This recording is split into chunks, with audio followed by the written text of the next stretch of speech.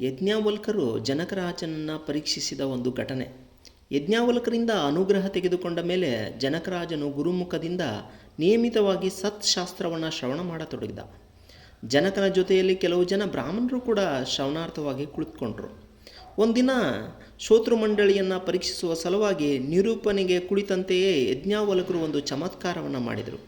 ಅದೇನೆಂದರೆ, ಇದ್ದಕ್ಕಿದ್ದಂತೆಯೇ ಬ್ರಾಹ್ಮಣರ ಗುಡಿಸಲುಗಳಿಗೆ ಬೆಂಕಿ ಹತ್ತಿಕೊಂಡಿತು. ಆಗ ಅವರ ಪತ್ನಿಯರು ಓಡೋಡಿ ಶ್ರವಣದ ಜಾಗಕ್ಕೆ ಬಂದು ತಮ್ಮ ತಮ್ಮ ಪತಿಗಳಿಗೆ ಈ ವಾರ್ತೆಯನ್ನು ಅಳುತ್ತಾ ಹೇಳತೊಡಗಿದರು.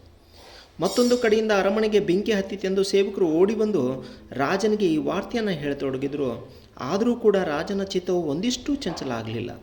ಪ್ರತ್ಯಕ್ಷ ರಾಣಿಯು ಬಂದು ರಾಜನನ್ನು ಅಲುಗಾಡಿಸಿ, ನಮ್ಮ ಅರಮನೆ ಸುಟ್ಟು ಹೋಗುತ್ತದೆ, ಬೇಗ ಹೇಳಿ ಅಂತ ಹೇಳಿದರೂ ಕೂಡ ಅವನು ಜಾಗದಿಂದ ಅಲುಗಾಡಲಿಲ್ಲ. ಅದಕ್ಕೆ ಬದಲಾಗಿ ಅವನೆಂದನು, ನಮ್ಮದಿದ್ದರೆ ಇರುತ್ತದೆ, ಇಲ್ಲದಿದ್ದರೆ ಉರಿದು ಹೋಗುತ್ತದೆ.